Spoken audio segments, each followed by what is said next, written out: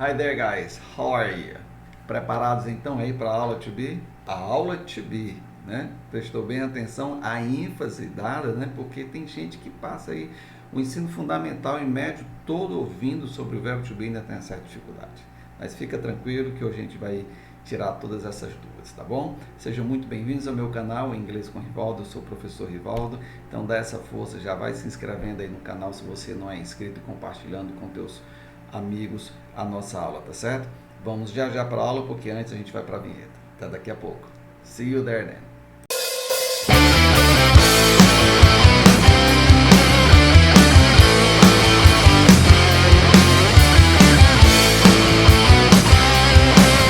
Muito bem, olha, o verbo to be, a primeira particularidade dele, né, que assim, normalmente às vezes é de estranhar, é que ele tem dois significados de verbos muito importantes na língua portuguesa, que é o verbo ser e o verbo estar, tá certo?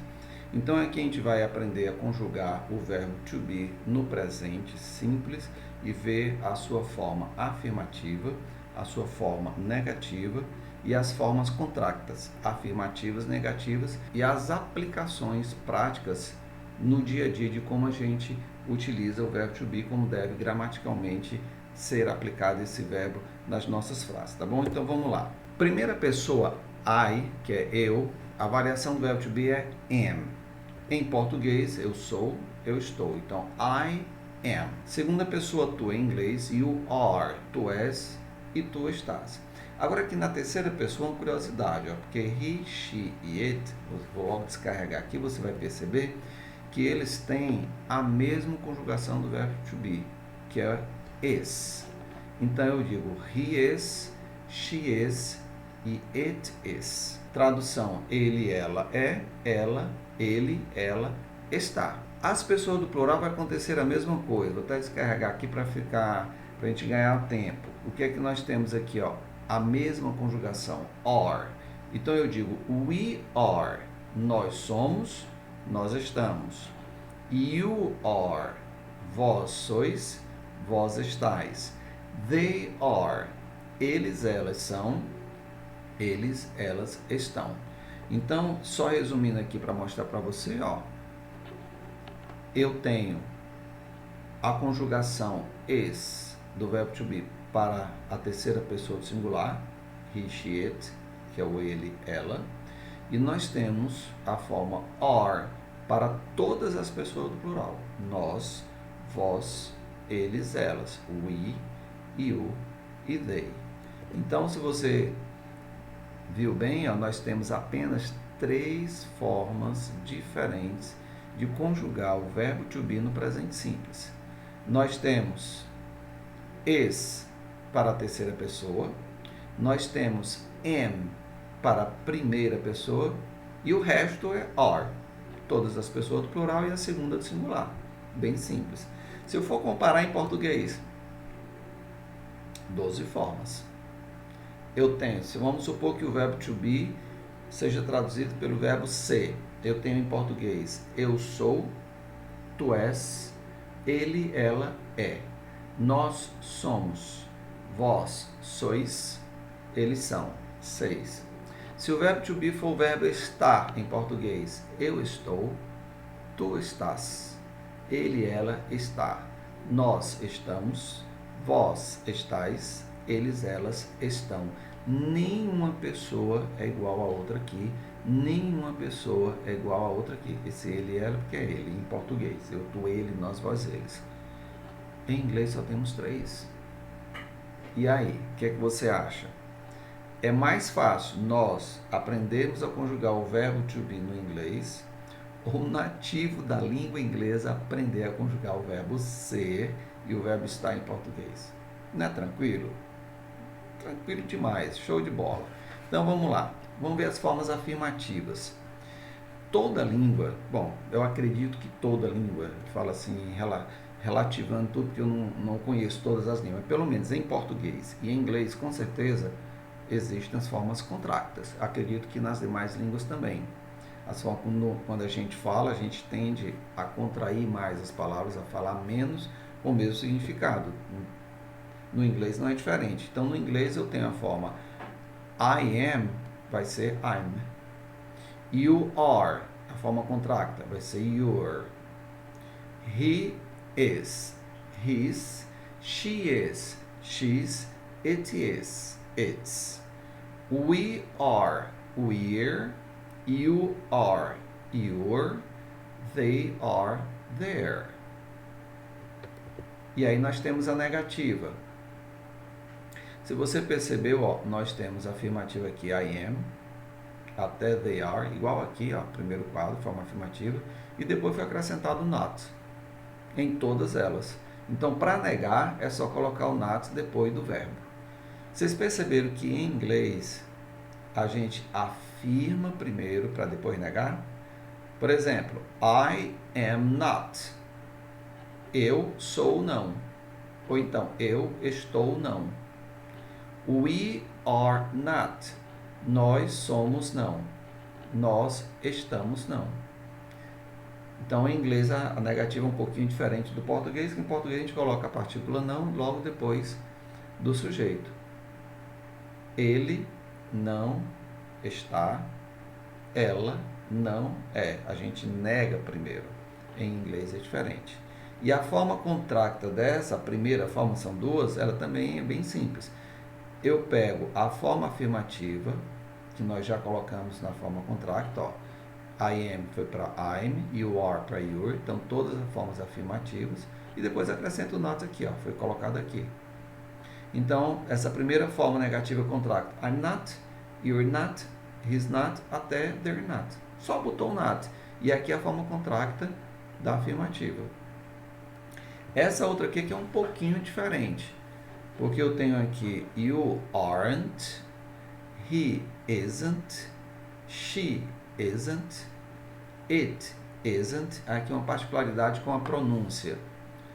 Veja que se eu quiser até falar rápido it isn't, eu ainda dou uma brecada e pronuncio duas palavras separadas. It isn't, ó. It e o isn't. Então, no inglês, principalmente americano e britânico, quando eu tenho esse som aqui de t, e logo em seguida uma palavra que começa ou com vogal ou com som vocálico, eu mudo essa pronúncia de t para r, como fosse um r, r.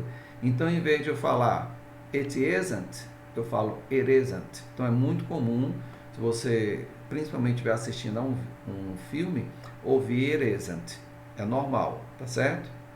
Então, vamos lá, dando sequência. We aren't, you aren't, they aren't. Talvez você diga, você esqueceu do I'm not aqui, ó, a mesma coisa dessa aqui. Na realidade, deixei por último porque ele não tem uma forma diferente dessa. Ele só tem I'm not. Ele não existe o am junto com not, como se fosse I ain't. Talvez você esteja confundindo com essa palavra aqui, ó, ain't.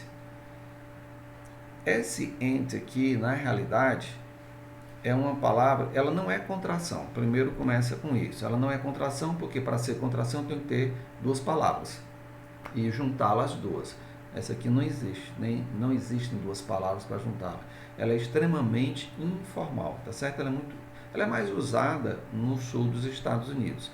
E ela simplesmente, ela substitui tudo isso aqui, ó. Por isso que eu coloquei no quadro, que esse I'm not, you aren't, he, she, it isn't, we, you, they aren't, pode ser, ó, I ain't, you ain't, he, she, it ain't, we ain't, you ain't, they ain't, tudo. Então, o ain't, de uma forma bem informal e coloquial, ele é a negativa do verbo to be no presente, e ele também ainda é a negativa do verbo to have, porque ele também pode ser utilizado no lugar de hasn't e de haven't. Quando a gente estiver estudando sobre os tempos verbais, vocês vão ver isso. Então, o ain't, ele é totalmente informal, tá certo, pessoal? Aqui foi só mais por curiosidade. Eu, particularmente, eu não uso essa palavra quando eu estou falando em inglês, principalmente com nativos. Eu não uso o ain't, mas é muito comum se ouvir, tá certo? Muito bem. Então, vamos lá. Como é que eu vou fazer a transformação de I am para I'm. Eu não quero decorar aquela tabela toda. Na realidade, decorar nunca é bom.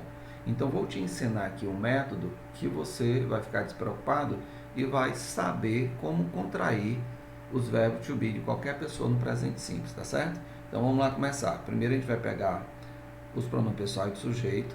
Olha o que, é que a gente vai fazer. Esse verbo to be, eu tenho aqui, ó, I am. Esse verbo to be, eu vou aproximar do sujeito e escrever junto como se fosse uma palavra só. Am. I am. E aí eu vou tirar a primeira letra do verbo to be, que é essa vogal A, e no lugar vou botar um apóstrofo. Pronto. I'm. Contrair. Eu tenho you are. Se você ainda ficou em dúvida, vamos fazer novamente. Vou pegar esse are, vou escrever juntinho do sujeito you, aqui desse pronome, ó, are. Vou tirar o a e vou colocar um apóstrofo. Pronto, your. Aqui no he, o verbo to be para a conjugação da terceira pessoa singular é esse. Eu vou pegar o is, vou juntar ao sujeito, ó, he is. Vou tirar o i, que é a primeira letra, a primeira vogal, e vou botar um apóstrofo, ficou his. Da mesma forma, vou fazer com she, ó, aproximei o verbo to be aqui, esse, tiro o i, ponho um apóstrofo. E repito o mesmo processo com it. Coloco o verbo to be aqui e tiro o i, ó, esse. Eu acho que melhorou, né? Vamos para as três últimas. Vou pegar, agora tudo é are. Vou pegar o verbo to be conjugado na primeira pessoa do plural, que é o we. Vou pegar e escrever juntinho de we, ó. E agora vou tirar o I e botar um apóstrofo. Ficou we're. Mesma forma com you. Aproximo o verbo to be do sujeito, aqui do pronome pessoal. Tiro o I e põe um apóstrofo, fica your. E por último, pego o are, aproximo do pronome they e tiro a. Pronto. Aprendemos como contrair o verbo to be. Não precisa decorar nada, né? Simples esse método. Vamos agora para a negativa. A negativa eu tenho a conjugação na afirmativa e só acresci o not. Pronto. A forma contracta, que não precisa nem ensinar, porque nós já vimos como eu contraí a forma negativa, a forma afirmativa, perdão, e só acrescentou o not. Pronto. Agora a gente vai aprender aquela outra forma. You aren't, he isn't, it isn't, they aren't. Muito bem. Eu vou começar com o you, porque nós já vimos que o I, ele não tem aquela segunda forma, né? Então, aqui na afirmativa, quando a gente quis fazer a forma contrária, o que, é que a gente fez? A gente pegou o verbo to be are, aproximou do sujeito. A gente vai fazer quase a mesma coisa. A gente vai pegar o verbo to be agora e vai aproximar do not. Olha aqui, ó, pronto. Transformei em uma palavra só. Na afirmativa, para fazer a contracta, quando eu aproximava o are do you, tirava a primeira letra do verbo to be. Aqui eu não mexo no verbo to be, eu só vou mexer nesses aqui, ó, no not. E é com essa letrinha aqui do meio, ó, com a vogal, eu vou tirar o o. Então aqui eu vou tirar o o e no lugar do o eu vou botar um apóstrofo. Aren't. Pronto.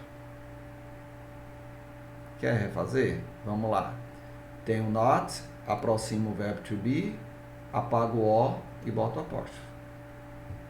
Melhorou? Vamos aqui com as terceiras pessoas. Como he, she, ele tem a mesma conjugação, então eu coloquei logo tudo junto, porque tudo vai ser o is. O que é que eu vou fazer com esse verbo to be? Em vez de aproximar do pronome, eu aproximo do not. Aqui, ó. Pronto. E agora eu vou tirar o quê? O o do not. E vou botar um apóstrofo. Isn't. He isn't. She isn't. It isn't. Ficou tranquilo? Mesma coisa vou fazer com as terceiras pessoas, porque tudo é a mesma conjugação do verbo to be, ó. Are. We are, you are, they are. Então tá aqui deles. You, we, you e they. Vou pegar o are, em vez de aproximar desses pronomes do sujeito, eu vou aproximar do not. Aqui, ó. O que é que eu faço agora? Diga aí. Tiro o o e boto o apóstrofo. Pronto. We aren't, you aren't, they aren't. Agora, pronto, ficou bem mais tranquilo, porque você não precisa decorar. Na verdade, você aprendeu agora a fazer. Muito bem, e quando é que a gente usa, para que a gente usa, qual a situação que a gente usa o verbo to be? Quando a gente quer identificar ou quer descrever pessoas e objetos. Por exemplo, Eu digo, I am your new English teacher. Eu sou o novo professor de inglês de vocês. Ou eu digo, this is a keyboard. Isto é um teclado. Quando eu tenho expressões que estão relacionadas à idade, a lugar e tempo. Por exemplo, how old are you? Relacionado à idade. How old are you? Qual a sua idade? Quantos anos você tem? I am 17. I am 17 years old. Eu tenho 17. Eu tenho 17 anos de idade. Com referência a lugar. We are living in Tianguá. Estamos morando em Tianguá. Referente a lugar. Referente a tempo. It is raining now. Está chovendo agora. Referente a tempo. Agora eu queria uma particularidade bem interessante dessa perguntinha aqui, ó. How old are you? Tá certo? Eu quero falar um pouquinho sobre ela. E aí a gente vai ver que a gente está tão acostumado com essa expressão, how old are you? What's your name? Who are you? Where are you? Que a gente já faz a tradução automática. Então, quando a pessoa pergunta a você, how old are you? Mesmo sem saber inglês ou tendo muita base em inglês, você normalmente sabe que isso aqui está se referindo à idade. Você diz 20, 15, 21, diz a sua idade. Ok? Mas olha só, essa palavra how, em inglês, ela é traduzida como ou quão. A palavra old, a tradução dela é velho. Então aqui eu tenho uma expressão, how old. How old em inglês significa quão velho. Nós aprendemos que o verbo to be é o verbo ser e o verbo estar. Então aqui eu, botando how old quão velho, eu vou conjugar, dizer quão velho é, quão velho está. E ou você. Então se eu fosse fazer uma transliteração, quão velho é você? Quão velho está você? Mas nós, em português, nós não falamos assim. Quando a gente traduz, a gente não translitera, a gente traduz para a forma de a gente falar, que é qual a sua idade? Quantos anos você tem? Isso é só para mostrar para vocês, pessoal, quão sério e quão difícil é você fazer uma tradução de um texto de uma língua diferente da sua, colocando no contexto e com a expressão correta do original. Não é simplesmente pegar as palavras e traduzir. Nós vimos aqui, a gente pegou palavra por palavra e saiu uma tradução, sairia uma tradução bem diferente de qual a sua idade e de quantos anos você tem, não é verdade? E qual seria a resposta correta para essa pergunta? How old are you? Já que ela tem particularidades na pergunta, ela terá também particularidades na resposta. Tem 3 formas corretas para a gente responder à pergunta how old are you? Primeira resposta correta, I am 17. Mas o am aqui é verbo to be. Verbo to be significa ser ou estar. Se eu for transliterar, seria eu sou 17, eu estou 17. Traduzindo, eu tenho 17. Olha aí a diferença. Que verbo é esse? É o verbo ter. Onde é que tem o verbo ter aqui? No original, em inglês. Não tem. Eu tenho o verbo to be. Nós aprendemos que o verbo to be significa ser ou estar. Aqui conjugado na primeira pessoa no presente, eu sou, eu estou. Mas quando a gente passa para o português, a gente usa o verbo ter, que em inglês é o verbo to have. Se eu colocasse aqui em inglês, I have 17, a tradução seria eu tenho 17. Só que o contexto e o significado seria totalmente diferente, porque você estaria respondendo eu tenho 17 unidades de alguma coisa que lhe foi perguntada. So, how many of these do you have? I have 17. Quantos dígitos você tem? Eu tenho 17. Se eu quero falar em idade, é I am. I'm 17. Eu tenho 17. Ok? Segunda forma correta de responder a pergunta how old are you? I am 17 years old. Aí aqui você está bem completo, está com bem disposição para falar, sem nenhuma preguiça de engolir palavras. I am 17 years old. Mais uma vez, se eu for transliterar, vai ser eu sou 17 anos velho, já que a palavra years, anos, old, adjetivo velho, ou eu estou 17 anos velho. Mas quando a gente traduz, mais uma vez, eu tenho 17 anos, eu tenho 17 anos de idade. E a última forma é aquela que você está bem preguiçoso e até eu acho um pouco seco, né? 17. How old are you? Quantos anos você tem? 17. 20. 25. 30. 40. 50. Whatever. Dizer só o ano. É também correto gramaticalmente. É um pouco seco, né? O que não pode é isso aqui, ó. A sua pergunta, how old are you? Aí você responde, I'm 17 years.